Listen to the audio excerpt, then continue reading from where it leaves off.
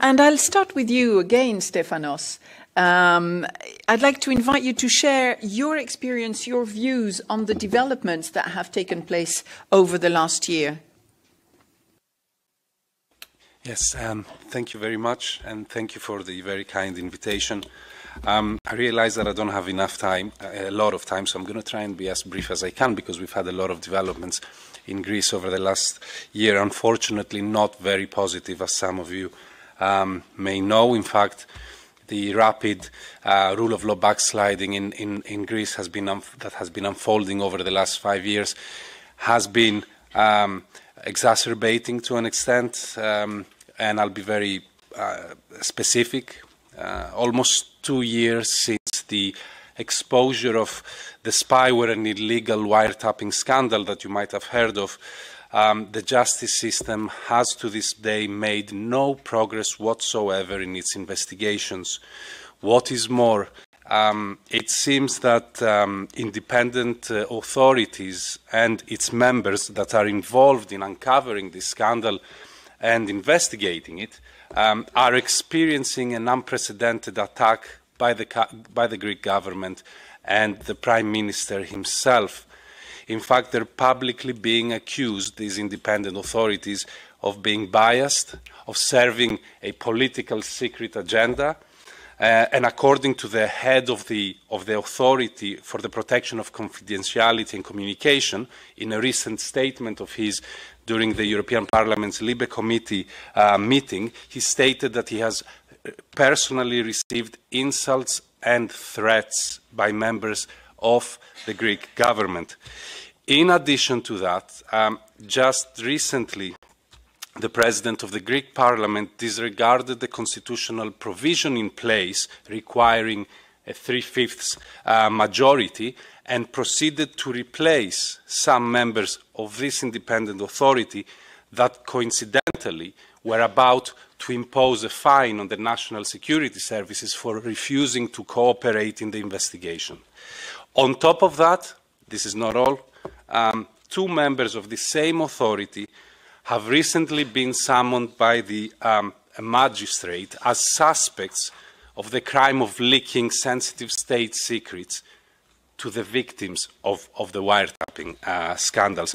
So, in a nutshell, we are basically witnessing, for the first time in 25 years since Greece has introduced the institution of the independent authorities, a full front attack on independent authorities, trying to investigate what is dubbed as probably the biggest scandal in Greece's recent history.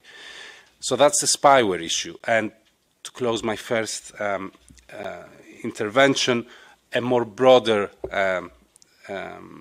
set of issues is the fact that police violence and impunity in Greece is still on the rise. The right to access to information is largely ignored. We are an organization that tries to make use of this right, and we rarely receive any replies, and we always end up going to court to actually defend this right of ours and have access to crucial information for our work. Media independence is still an issue. Slaps are on the rise, while the legislative process still suffers from an overload of omnibus bills, last-minute amendments, and a disregard, an almost disregard, a bending, if you like, of the rules pertaining to public consultation procedure.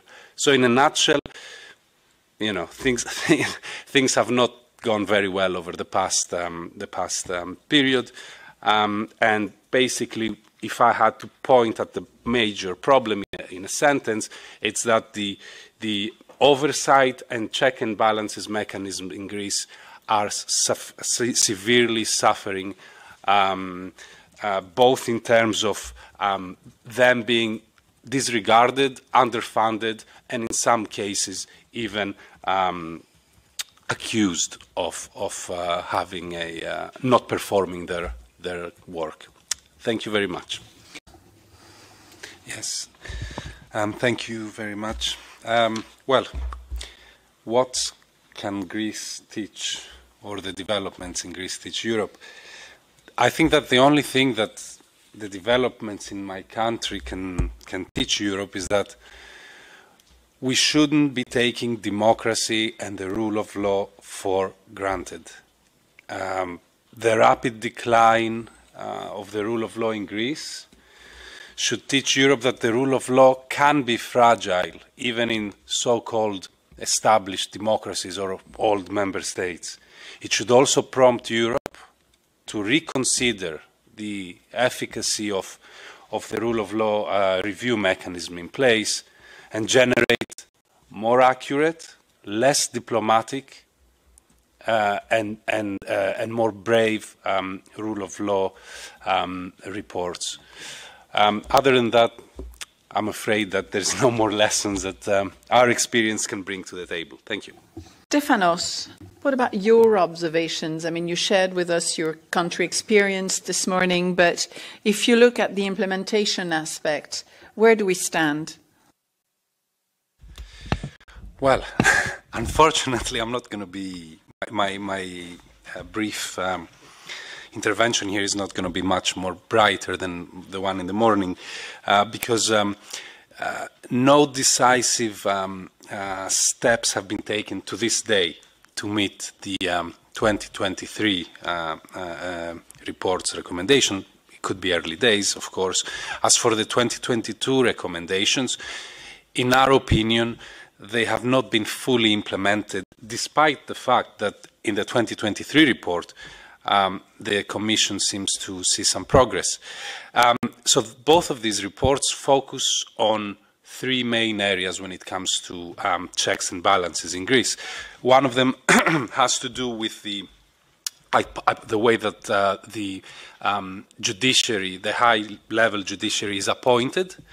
The second one has to do with the audits, the checks of asset declarations of politicians. And the third one has to do with the legislative process.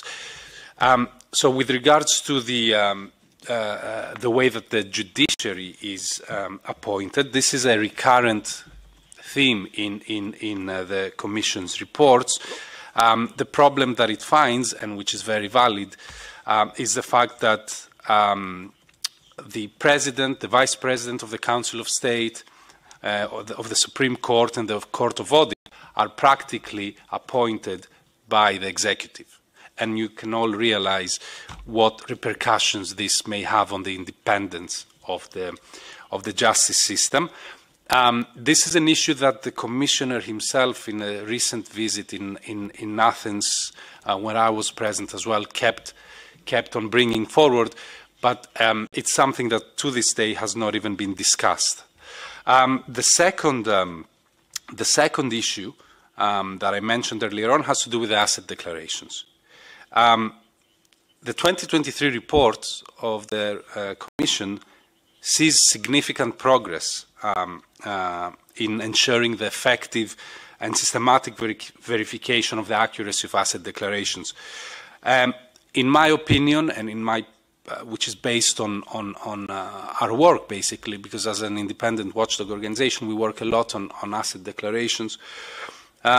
This assessment by the Commission is inaccurate at best, because indeed the Greek government has legislated, the Greek Parliament has adopted a bill fairly recently, which supposedly came to improve the asset declaration, the existing framework of asset declarations, but in practice and in fact, this is not the case. In fact, the bill in question is deteriorating the transparency standards already in place, and on top of that, it seems to make the issue worse in the sense that it basically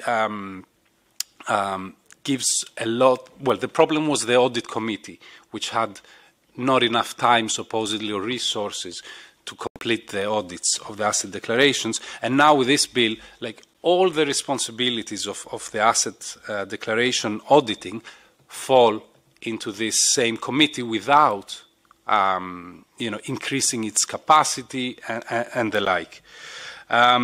Just to give you a quick example, just yesterday, the asset declarations for 2021 were published, and along with their publication, there was a notice by the Parliament saying that we're publishing these asset declarations, but you should know that they haven't been verified or audited. So right now, it is what it is. So the Commission sees a progress in that. And finally, the third issue has to do with the legislative process.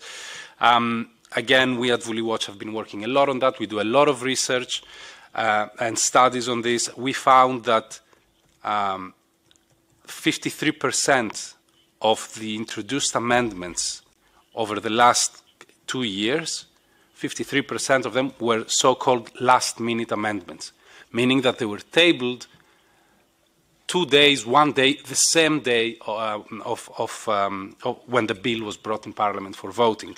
As you can understand, this is very problematic. Also, 56% of these bills, of amendments tabled in Parliament, were irrelevant amendments. They had nothing to do with the bill in question. So these three are the biggest issues with regards to checks and balances. And unfortunately, the European Union's, the Commission's, rule of law report sees some progress in this, which is a bit baffling. Thank you. If I may, just regarding the main issues and how the rule of law review mechanism can be improved. I mean, very briefly, I'm not going to tell you how we can improve it. I'm going to tell you what's the problem with it, and therefore the solution will become apparent. So the main issue with all this beautiful structure is that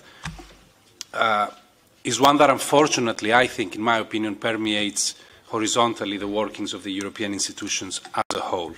Namely, its constant effort to try and strike a balance, to strike a diplomatic balance, and walk the tightrope of neutrality while keeping everyone relatively happy when it comes to drafting the report's conclusion. And this approach, this effort to constantly balance and be diplomatic and not upset member states and governments that belong at some, on occasion in the political families of big European political families, this approach is bound to generate weak reports that may be interpreted in any way that one sees fit.